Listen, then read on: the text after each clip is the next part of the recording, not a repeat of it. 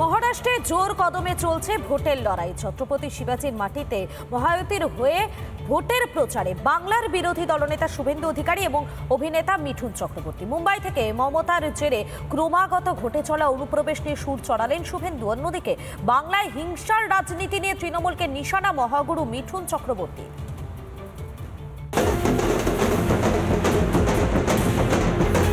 মহারাষ্ট্রে জমে উঠেছে ভোটের লড়াই। সর্বশক্তি দিয়ে প্রচারে নেমেছে সব পক্ষ। এই আবহেই মহায়ুতির হয়ে মুম্বাইয়ে ভোট প্রচারে বাংলার বিরোধী দলনেতা শুভেন্দু অধিকারী। মহারাষ্ট্রে বিধানসভা নির্বাচনের প্রচার তুঙ্গে। মহারাষ্ট্রে বিধানসভা নির্বাচনের প্রচারে এসে মুম্বাইয়ে শুভেন্দু অধিকারী মুখ খুললেন অনুপ্রবেশ নিয়ে। রোহিঙ্গারা দলে দলে এই সীমান্ত এলাকা দিয়ে ঢুকে পশ্চিমবঙ্গের ডেমোগ্রাফি তো চেঞ্জ করছে। মহারাষ্ট্র থেকে বাংলার মাটিতে অনুপ্রবেশের বিপদ নিয়ে সরব শুভেন্দু। ঝাড়খণ্ডে যেমন অনুপ্রবেশের সমস্যা রয়েছে, তেমনই সমস্যা রয়েছে পশ্চিমবঙ্গে। মুখ্যমন্ত্রী মমতা বন্দ্যোপাধ্যায় ভোট ব্যাংকের রাজনীতি করছেন বলে রিপাবলিকে অভিযোগ করলেন শুভেন্দু অধিকারী। ৭২টা জায়গায় মমতা ব্যানার্জি জমি দেয়নি। ভারত সরকারকে সুপ্রিম কোর্টে যেতে হয়েছে বিএসএফ এর জমি। আর ওরা বললেই বলে বিএসএফ এর বর্ডার দেখার দায়িত্ব বিএসএফ সেন্ট্রাল গভর্নমেন্টের, অমিত শাহজির দপ্তরের আন্ডারে। আরে জমি দিলে ল্যান্ড বারবার ফেন্সিং কমপ্লিট হলে তো তুমি বলবে, কিন্তু জমি দিচ্ছ না। ওখান দিয়ে সাপ্লাই লাইন হয়ে হু করে ঢুকছে, গোটা দেশ বরবাদ করছে। শুধু শুভেন্দুই নন, মহারাষ্ট্রে এনডিএর হয়ে প্রচার চালাচ্ছেন বঙ্গ বিজেপির আরেক মুখ মিঠুন চক্রবর্তীও। মহায়ুতির জোটের জয় নিয়ে আত্মবিশ্বাসী মহাগুরু। মোদিজি not only now, even tomorrow will have the same impact. His magic will work every time. নির্বাচনী প্রচার থেকে বাংলার শাসক দলকেও আক্রমণ করতে ছাড়লেন না মিঠুন চক্রবর্তী। Violence बीजेपी नहीं करता, violence Trinamool number 1. They think आज नहीं तो कल में हमारे हाथ से ये राज चला जाएगा. So that's why they are creating more danga, fasad, all these things. Bangla সীমান্ত যেন অনুপ্রবেশের গেটওয়ে। মমতা সরকারের অসহযোগিতার ফল ভুগতে হচ্ছে ঝাড়খণ্ড, এমনকি মহারাষ্ট্রকেও। জনবিন্যাস বদলের বিপদকে সামনে রেখেই মহারাষ্ট্রে ভোটের ময়দানে ঝড় তুলছে গেরুয়া শিবির। মীনাক্ষী দেব বিশ্বাসের রিপোর্ট, রিপাবলিক বাংলা। বিধায়ক আশিস ব্যানার্জির সাংগঠনিক দুর্বলতার কারণে কি রামপুরহাটে লোকসভা ভোটের ফল খারাপ হয়েছে? মঞ্চ থেকে তেমনই ইঙ্গিত শতাব্দী রায়ের, যার পাল্টা জবাব দিয়েছেন বিধায়কও। আর এই নিয়েই তৃণমূলকে বিঁধেছে বিজেপি। রামপুরহাটের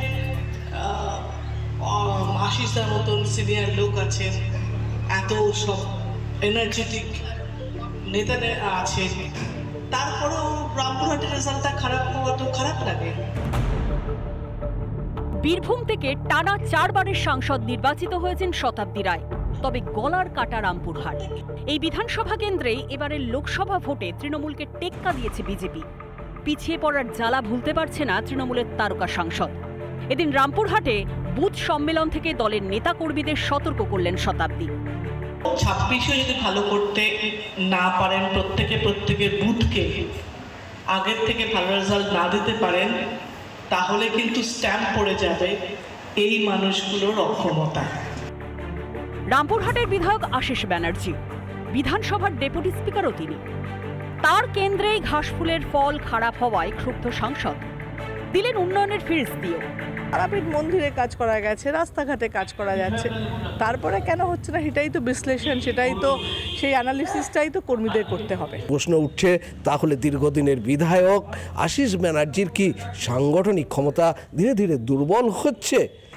যারা নিষ্ক্রিয়, যারা কিছু কাজ করতে পারবেন না, তাদেরকে কিন্তু বাধ্য হবে।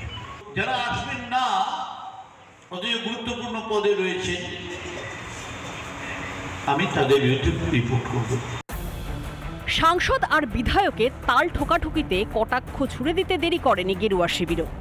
যেখানে মানুষ তাদের মত প্রকাশ করার সাহস পায় তৃণমূল কংগ্রেস, সেখানে হাঁটছে, রামপুরহাটে হয়েছে। আর বছর দেড়েক পরই নবান্ন দখলের লড়াই।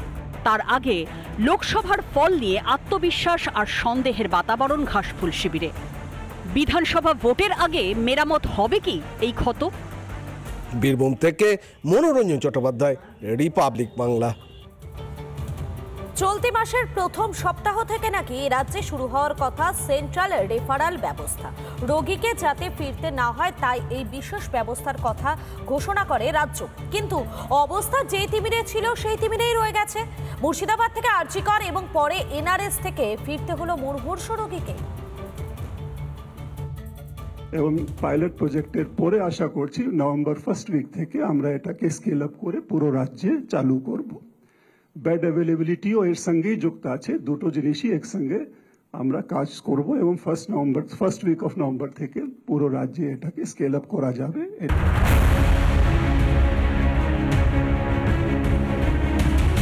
আজও চলছে সরকারি হাসপাতালে রেফার রোগ। এই যে অ্যাম্বুলেন্স দেখতে পাচ্ছেন যেখানে পরিষ্কার লেখা আছে আইসিইউ অন হুইলস, অর্থাৎ এখানে কিন্তু ভেন্টিলেশনে রয়েছেন এক রোগী যার অবস্থা অত্যন্ত সংকটজনক। সুদূর বহরমপুর থেকে এসেছে এই পেশেন্টকে নিয়ে তাদের পরিবারের লোকজনরা, অথচ এই পেশেন্টকে নিয়ে তারা ভোর থেকে হন্যে হয়ে ঘুরে বেড়াচ্ছে শহর কলকাতার একাধিক হাসপাতাল। কখনো আরজিকর হাসপাতাল, সেখান থেকে বলা হয় এখানে কোনো রকম বন্দোবস্ত হবে না, চিকিৎসা হবে না, সেখান থেকে নিয়ে আসা হয় এনআরএস, এখানে বেড নেই। মুর্শিদাবাদের জিয়াগঞ্জ থেকে কলকাতায় রেফার করা হয়েছিল এক রোগীকে। গুরুতর অসুস্থ অবস্থায় কলকাতায় আনা হয় তাকে, কিন্তু বেড মেলেনি আরজিকর বা এনআরএস হাসপাতালে। ফলে অ্যাম্বুলেন্সেই রয়ে গেলেন তিনি। সমস্যা আছে, লাঞ্চের সমস্যা আছে, এখানে আইসিইউ পাচ্ছি না, ভেন্টিলেশন পাচ্ছি না। আপনাকে আরজিকর থেকে এখানে পাঠানো হয়? আরজিকরে গিয়েছিলাম, আরজিকরে বলে নীলরতনে ফাঁকা আছে, নীলরতনে পেয়ে যাবে। এবার এখন ওই পারেও গেলাম, মেডিসিনের দোকানে অক্সিজেনও পেলাম না। এখন এবার আমাকে বাধ্যতামূলক হয়ে নার্সিংহোমে যেতে হচ্ছে। সকাল থেকে অপেক্ষার পর হতাশ হয়ে চিকিৎসা না পেয়েই চলে যান রোগীর আত্মীয়রা। রাজ্যের মুখ্যমন্ত্রী বারবার বলা সত্ত্বেও একই চেহারা সরকারি হাসপাতালের। সেন্ট্রাল রেফারেল সিস্টেম চালু হয়েও মিলল না সুরাহা। আরও একবার হাসপাতালে সেই ঘুম ধরা ছবিটা কিন্তু সামনে আসছে এবং একই সঙ্গে যে এই বেড নিয়ে যে এত সমস্যা, এত গড়িমসি, তা কিন্তু আরও একবার প্রমাণিত হলো। এবং হাসপাতালে এই চেহারার কি আদৌ কোনো পরিবর্তন হবে না? আরও একবার সেই প্রশ্ন থাকছে রিপাবলিক বাংলা তরফ থেকে। ক্যামেরা দীপঙ্কর কাঞ্জিলালের সঙ্গে পিউ মজুমদারের report, NRS, Kolkata, Republic Bangla. Nigeria সফরে প্রধানমন্ত্রী নরেন্দ্র মোদী 17 বছর পর কোনো ভারতীয় প্রধানমন্ত্রী আবুজা সফরে। প্রধানমন্ত্রীকে কাছ থেকে দেখতে প্রবাসীদের মধ্যে তীব্র উচ্ছ্বাস লক্ষ্য করা গেল। আজ চারিদিকে মোদি মোদি স্লোগানও শোনা গেল। আবেগে ভাসলেন প্রধানমন্ত্রী মোদিও।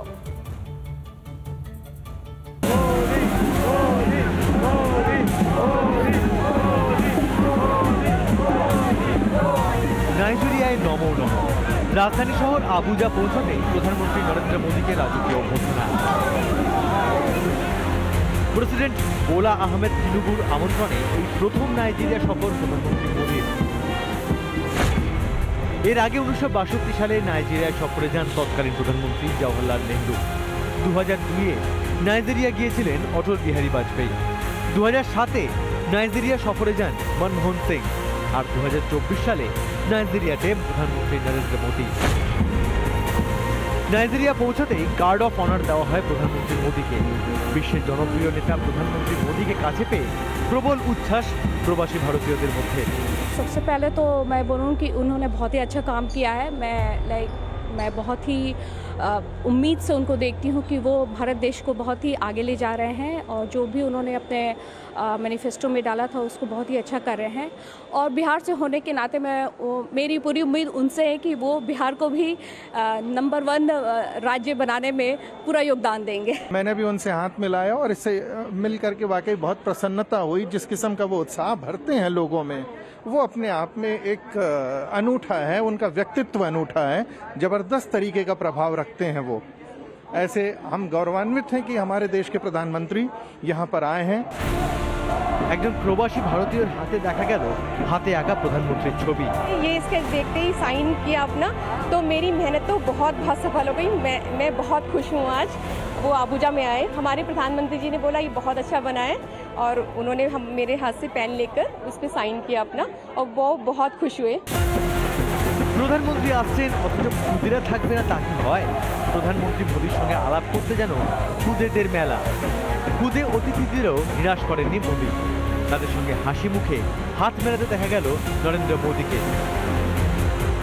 এর পাশাপাশি নাইজেরিয়া প্রেসিডেন্ট তিনুবুর সঙ্গে দ্বিপাক্ষিক বৈঠকও সারেন প্রধানমন্ত্রী। 17 इयर्स के बाद भारत के प्रधानमंत्री की ये यात्रा है। और मेरे लिए खुशी की बात है कि मेरे तीसरे टर्म में मुझे प्रारंभ में ही नाइजीरिया आने का अवसर मिला है। নাইজেরিয়া সফর থেকে সরাসরি ব্রাজিলে প্রধানমন্ত্রী মোদি। রিও ডি জেনারিওর G20 বৈঠকে শামিল হবেন তিনি। শেষে যাবেন দক্ষিণ আমেরিকার আরেক দেশ গুয়ানায়। 1968-র পর এই প্রথম কোনো ভারতীয় প্রধানমন্ত্রী গুয়ানা সফরে যাচ্ছেন। মোদির এই সফর দুদেশের ঐতিহাসিক সম্পর্ককে পুনরুজ্জীবিত করবে, এমনটাই মনে করছেন কূটনৈতিক বিশেষজ্ঞরা। রিপাবলিক বাংলা। নানা ধরনের কন্টেন্ট দেখার জন্য লাইক করুন, শেয়ার করুন আমাদের ফেসবুক পেজ, সাবস্ক্রাইব করুন আমাদের ইউটিউব চ্যানেল। পাশাপাশি অন্যান্য ব্রেকিং নিউজের জন্য অবশ্যই চোখ রাখুন রিপাবলিক বাংলায়।